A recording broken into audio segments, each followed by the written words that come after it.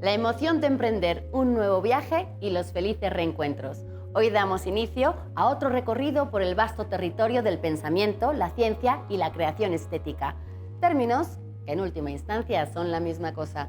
Además de las consabidas provisiones, llevamos en la mochila una bitácora tan diversa como apasionante.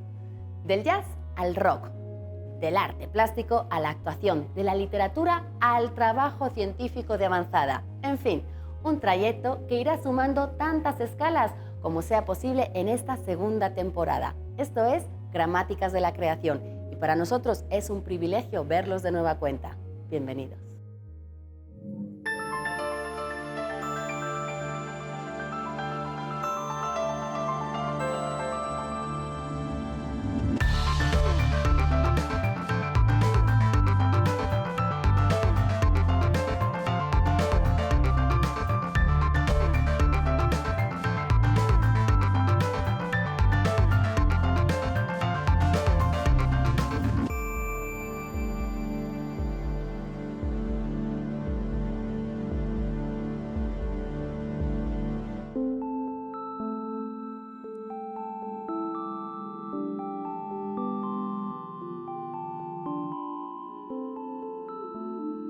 La primera visita de esta jornada nos llevará hasta la casa de Carlos Chimal.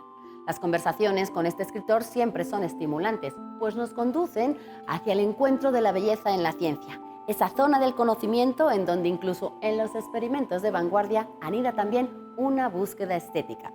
Se trata, como afirma nuestro anfitrión, de los cruces entre la imaginación científica y la invención en el arte. Los libros de Carlos Chimal son una puesta en marcha hacia el diálogo entre las culturas y las ideas que cambian el mundo, caminos bien conocidos por este incansable viajero científico. Considerado uno de los escritores científicos más importantes de México, Carlos Chimal estudió Química y Letras Hispánicas en la Universidad Nacional Autónoma de México. Ha ejercido el periodismo literario y científico en diversas revistas y diarios de nuestro país. Ha sido coeditor de La Máquina de Escribir, cofundador de la revista Avance y Perspectiva del Sinvestá, becario del Taller de Narrativa de Limba y del Consejo Británico en la Universidad de Cambridge. Entre los trabajos más destacados de Carlos Chimal se encuentra su participación como periodista y escritor en divulgación de las labores al interior de la Organización Europea para la Investigación Nuclear en Suiza y en el Instituto de Astrofísica de Canarias. Su gran interés por dar a conocer los avances de la ciencia se ha vertido en libros como Luz Interior, Armonía y Saber, El viajero científico, Las neuronas de Shakespeare y Tras las huellas de la ciencia. En un lenguaje que expresa la necesidad de mezclar el arte, la ciencia y los niveles cuánticos del átomo, Carlos Chimal presenta en su libro El universo en un puñado de átomos los resultados de los avances tecnológicos más importantes de nuestra época. Retomando lo mejor de esta aventura, aborda algunos de los mayores enigmas de la ciencia, como la existencia de la materia, la antimateria y el origen del universo. Estoy en un castillo del siglo XV, acondicionado para la vida del siglo XXI, en medio de un bosque de pinos y sicomoros. El sitio se eleva 70 metros sobre un extremo de un enorme peñasco, no lejos de la ciudad escocesa de Edimburgo y en una orilla del río Esk. A la distancia se mira el camino del norte, que conduce al lago Ness, famoso por su mítico monstruo. Hacia el otro extremo del sur se va hacia Inglaterra, hacia la tierra de William Shakespeare. De pronto, luego de viajar tantos años, me di cuenta de que allí, a miles de kilómetros del lugar donde nací y tuve mis primeros sueños, aún así podría recordarlo todo con claridad. Era grato emprender un viaje mental tan lejos del origen para entender qué significa saber que hemos nacido, que podemos soñar y que algún día habremos de morir, con las consecuentes implicaciones de orden ontológico, es decir, aquello que tiene que ver con nuestro destino final, lejos o cerca de nuestro origen. Muchas veces pienso que los escritores somos personajes que quizá cuando empezamos tenemos algunos ojos, el de nuestra infancia, algún recuerdo, y eso es lo que primero que escribimos. Pero esa visión se vuelca sobre ese libro y entonces quedamos ciegos y vamos en búsqueda de nuevos temas, de nuevos ojos para ver a través de ellos. Esa búsqueda de originalidad tiene que ver con mi formación. Jugué fútbol americano, jugué fútbol, soccer muy en serio.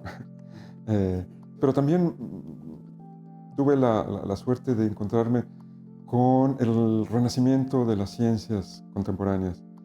En un momento en que las ciencias eran aburridas, no pasaba nada, empezó a surgir por un lado en la física de partículas un montón de exóticas subpartículas atómicas. Por otro lado, empezó a surgir la telefonía celular, los primeros móviles, nació el Internet, la biología celular se convirtió en biología molecular, genética. Esto para un escritor, un novelista, era un mundo fascinante. Estaba ahí dispuesto a ser tomado. Y lo tomé. Si tienes serendipia, si tienes esa sensibilidad de ir encontrando nuevos temas, seguramente lo haces. Por ejemplo, pude entrevistar a Stephen Hawking en 1993, cuando no era muy famoso, y sin embargo no era fácil hacerlo.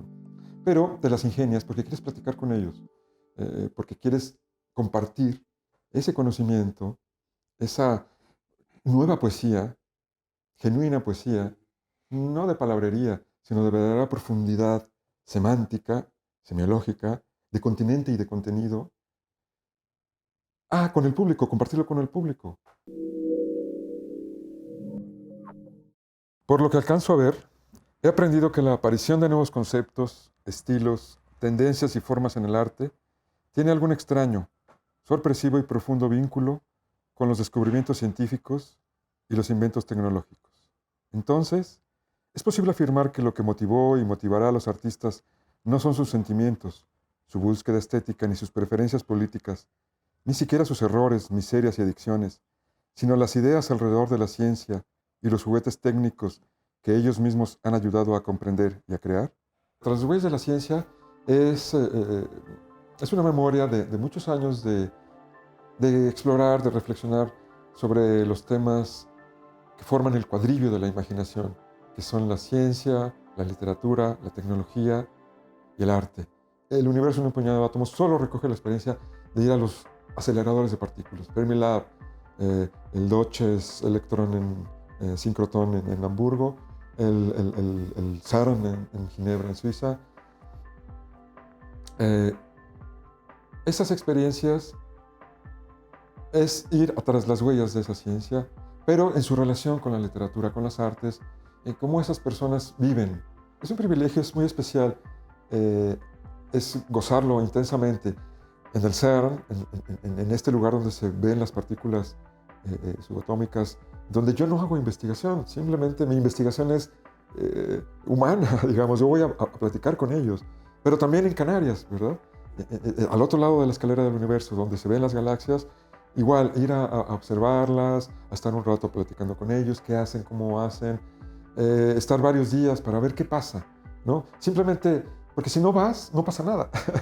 En cambio, yendo, en el viaje mismo suceden muchas cosas. Conoces gente, de pronto te encuentras con alguien que no debiste haberte encontrado.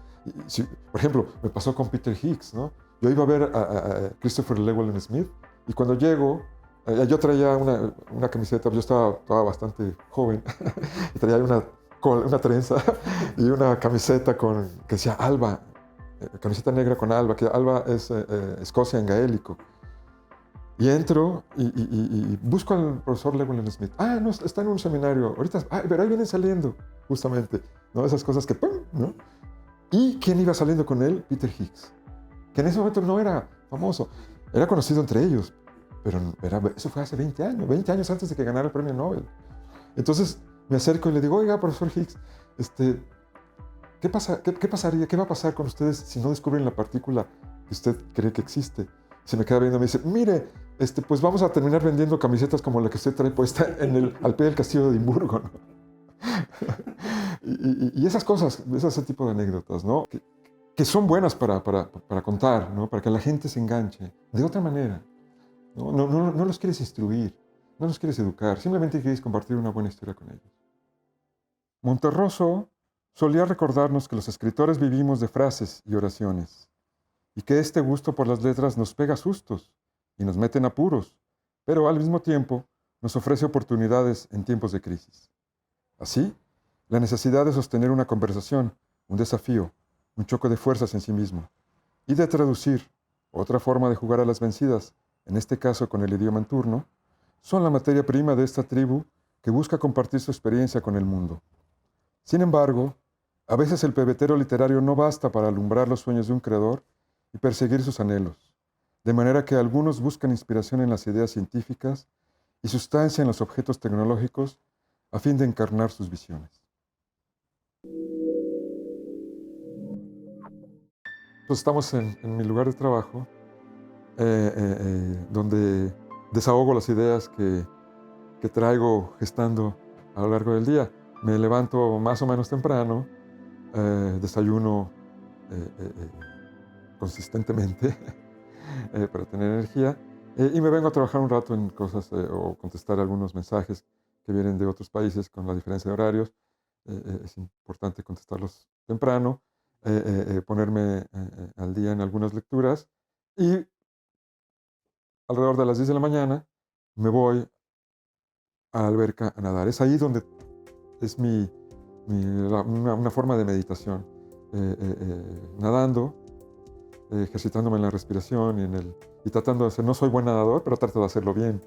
Entonces, en ese esfuerzo de hacer bien las cosas todos los días, a veces consigo, no siempre lo logro, pero a veces consigo tener una forma de resolver la escena que no había podido resolver o de entender lo que no he podido entender todavía. Generalmente hago 2-3 kilómetros diarios nadando. Entonces, en ese estado de suspensión, a veces puedes encontrar ideas interesantes para lo que estás haciendo.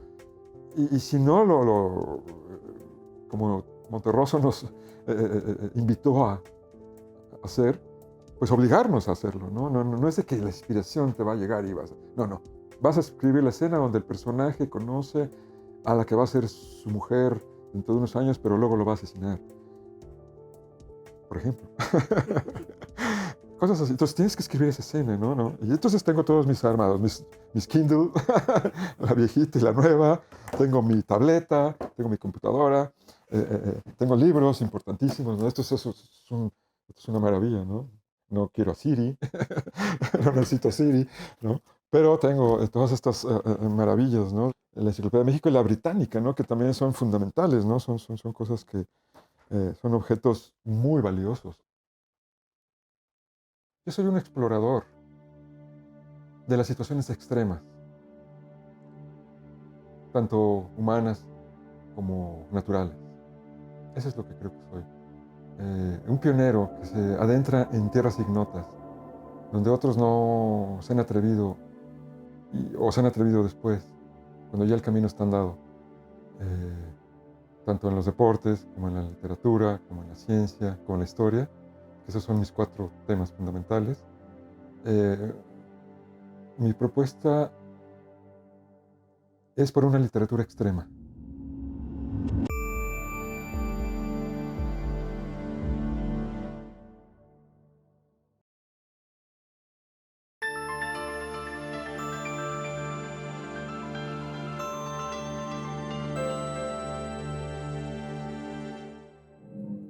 Director, entre otras películas, de Solo Dios sabe, Promises, Colosio, El asesinato o la multipremiada Bajo California, El límite del tiempo, para Carlos Volado, el oficio cinematográfico supone la posibilidad de contar historias con diferentes niveles de lectura. Dar forma a una original propuesta donde la cinta encierra diversos significados que van más allá de la trama ha sido una constante en la trayectoria de este experimentado cineasta que a continuación nos recibe para charlar sobre el trabajo que va del guión a la pantalla y de paso ofrecernos un breve recorrido por algunos de sus lugares personales. Egresado del Centro Universitario de Estudios Cinematográficos de la UNAM, donde también realizó estudios de sociología, Carlos Volado nació el 6 de febrero de 1964 en Veracruz.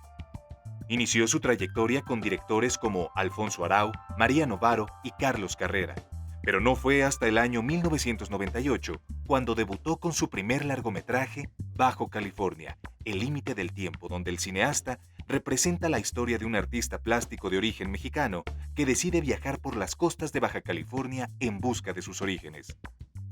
En el año 2001 dirige al lado de Justin Shapiro la cinta Promises, convirtiéndose en uno de los directores mexicanos nominados al Oscar en la categoría de documental.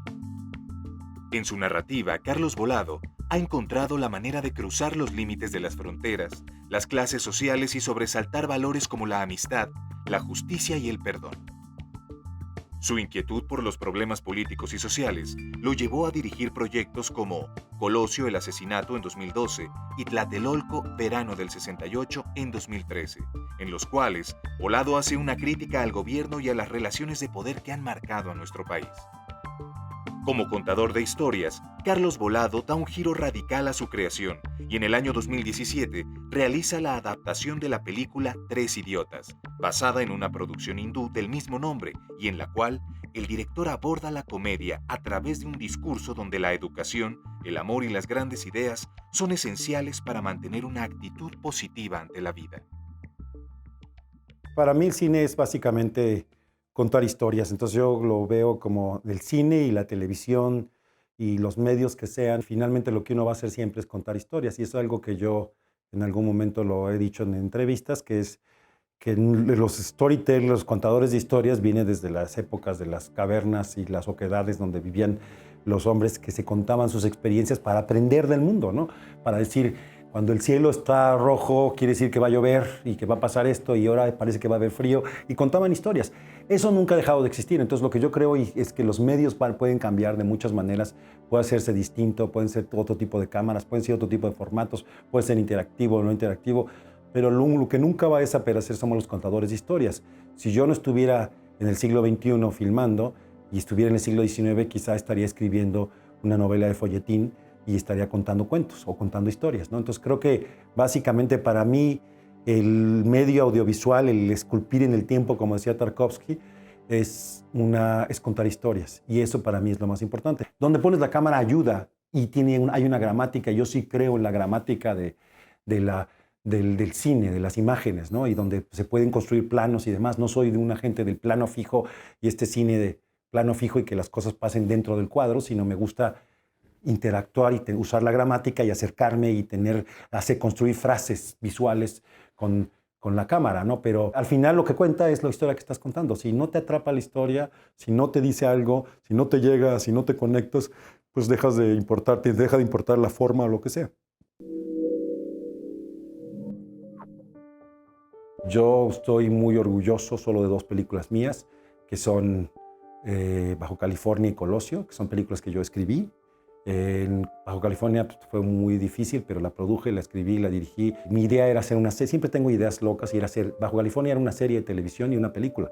Era una serie, 3 programas documentales sobre las pinturas rupestres. Entonces yo tuve una beca de los jóvenes creadores, y luego fue del Sistema Nacional de Creadores de Arte, pero primero tuve la de joven creador, y como joven creador, mi beca fue las pinturas rupestres. Entonces yo fui a filmarlas. Y después de eso dije, bueno, voy a hacerlo. Entonces le fui a proponer a IMCINE que hiciera un documental, y se rieron de mí y dijeron, aquí nos hacen documentales. Entonces me dijeron de IMCINE, güey, ya no hagas ese documental, lo va a hacer otra persona, porque me querían dar una película a mí para dirigir. Entonces de repente fui con ellos y dije, ¿pero por qué no quieren que haga? Y me dicen, no, deja ya ese documental, güey. ¿Tú quieres ser director de documentales o quieres hacer ficciones? Tú eres un director, tú tienes que hacer ficciones. Ese que lo acabe otro güey y tú lo... Y yo, ¡no! ¡Son mis pinturas! ¿No? Entonces me fui muy deprimido a mi casa a pensar qué hacer. Y entonces dije, voy a hacer una ficción, a la chingada. Y entonces me puse a escribir una ficción de mi experiencia. Entonces dije, mi alter ego es Damián, yo soy el güey. Y pensé una historia en flash forward.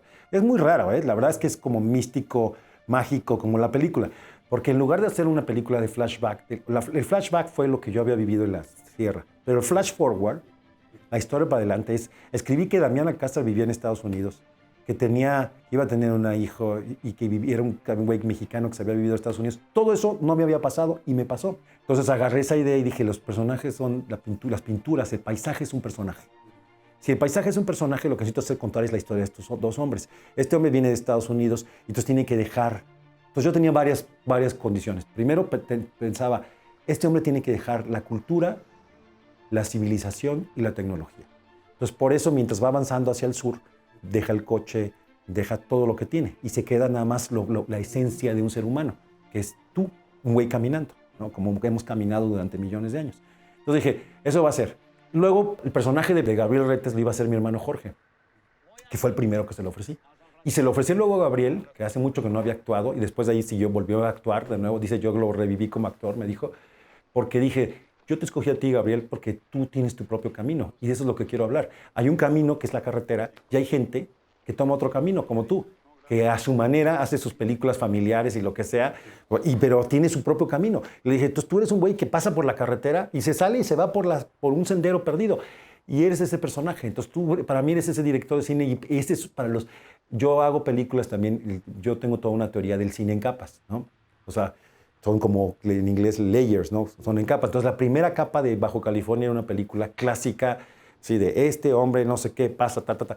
Pero las siguientes capas, entre más sepas de chamanismo, de cuestiones más místicas y demás, todo tiene una lógica que tiene que ver con los chamanes y con la manera de ver el mundo, el desmembramiento, la manera de tener éxtasis y experiencias sensoriales y todo eso. Todo eso lo metí en la película. Entonces, Bajo California es eso, es una película que abreva de muchas fuentes, pero que la fui construyendo a partir de la necesidad de... Yo no quería soltar las pinturas, yo quería hacer una película allá, no me dejaron hacer un documental, entonces me inventé una ficción. Y Colosio, que fue una película que yo coescribí también con Hugo, y tuve una gran socia que es Mónica Lozano, que es una productora de veras. Son esas dos películas que yo me siento orgulloso. Yo soy un director que me gusta saber todo para poder decir lo que tengo que decirle al actor, al fotógrafo, al director de arte. O sea, yo creo que un director tiene que ser como un hombre del Renacimiento. Primero tienes que saber de muchas cosas, tienes que saber de todo, porque tú llegas y hablas de fútbol, de amor, de locos, de violencia, de política, de lo que sea. Y hablas de todo y tienes que decirle a un actor y construir un mundo, ¿no? Porque construyes un mundo, o sea, es un mundo bidimensional, pero lo inventas, o sea, lo recreas. Y eso pues tienes que saber de todo, de lo que vas a hablar. Si el diálogo habla de filosofía, pues tienes que saber de filosofía. Si habla de cocina, tienes que saber de cocina. No, tienes que saber. Yo creo que eso es una responsabilidad del director. Entonces, cuando llego al set es así de aquí, acá, de esta manera. Puedo tomar las mejores decisiones y son decisiones pensadas, no arbitrarias ni por azar, sino cada cosa, cada plano, cada explicación que le doy a un actor o a alguien del equipo tiene una razón, viene con un trasfondo. Vengo de hacer esto, como un embudo enorme y decir, a ti esto, a ti esto. Entonces eso es lo que hago.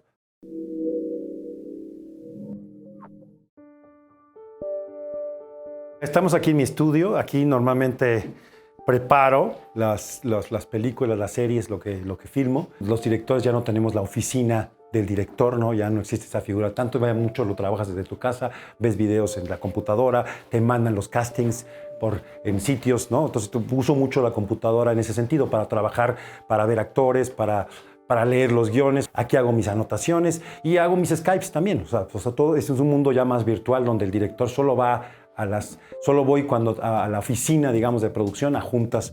La otra cosa que uso mucho es un iPad para trabajar, porque pues, me lo llevo al set y con esto veo cuadros y demás. Es una de las herramientas que tengo, y muchas veces también los mismos dailies, rushes, las imágenes que vas generando te las mandan y las puedo revisar cuando voy de camino a la locación. Llevo mi iPad y sé que la tengo allí, puedo ver lo que filmé el día anterior y demás, mientras los loggers, que le llaman, los editores, lo están haciendo. Pero digamos que este es mi lugar de trabajo, es mi mesa, me siento y aquí hago las cosas. Aquí tengo mis películas, esta serie que hice, Los Minondo, Colosio, Bajo California, este programa de Xochicalco que hice también.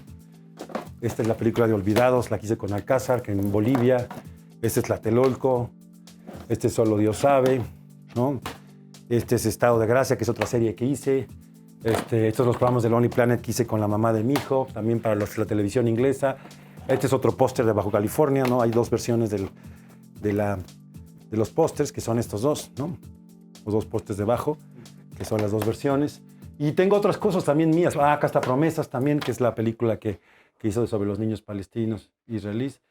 Esta es una cosa de La Habitación que acabo de estrenar. Esta fue la primera que iba a ser la Salma Hayek, La Habitación. Entonces hicieron muy bonito, mira, la presentación en inglés para la película. Y luego acá tengo más o menos los pósters de películas, tengo guiones. Por ejemplo, todo esto es 68. Y esta es la mesa de trabajo. Casi siempre aquí tengo proyectos. Son los cuadernos. Bueno, esto me lo hicieron por 3 idiotas. Tengo muchos cuadernos de notas. Tengo una obsesión con un animal que es el rinoceronte. Entonces está lleno de rinocerontes toda la casa. Y aquí son mis cuadernitos de notas, ¿no? Y luego los otros son cosas que estoy leyendo. O sea, acá me lo acaban de regalar, que lo quiero leer. Este es el último libro de Ian McEwan, que se llama Nutshell, porque son temas que me interesan. La historia la cuenta a través de un feto, y es como el Tristan Shandy, entonces también lo tenía. Y ese es mi hijo, que ahorita está en Israel. Esta es mi niña, que tiene 3 años y vive aquí en México, y este es mi hijo. Ahí hay una foto mía filmando. Y luego acá también son la esquina de los rinocerontes y las locuras de Volado, que es como agarro moneditas de 50 y las voy pegando en el mueble, o sea, por mis propias obsesiones. Y acá también, aquí tengo también otros scripts, como te enseñé el de Tlatelolco. Acá tengo el de 3 idiotas, que me gusta que me los hagan así en chiquito, entonces así los guardo. Estos son storyboard de Solo Dios sabe, ¿no? De algunas secuencias sí las hacemos en storyboard, ¿no? Filmo como las voy a filmar. No quedan así, pero ¿no? Digamos que es como un principio. Esto es lo que se filmó en Michoacán. Entonces eso lo escribí porque como era un festival y era muy complicado, tenía que tenerlo muy preciso el dibujo. Este es 3 idiotas, este es Entre líneas, el episodio 1. Es la serie que luego se llamó Estado de Gracia. Mi propuesta en la vida, soy una gente que me gusta hablar de todo, como me gusta saber de todo. Entonces yo cuento historias, soy un contador de historias. O sea, soy un juglar moderno, ¿no?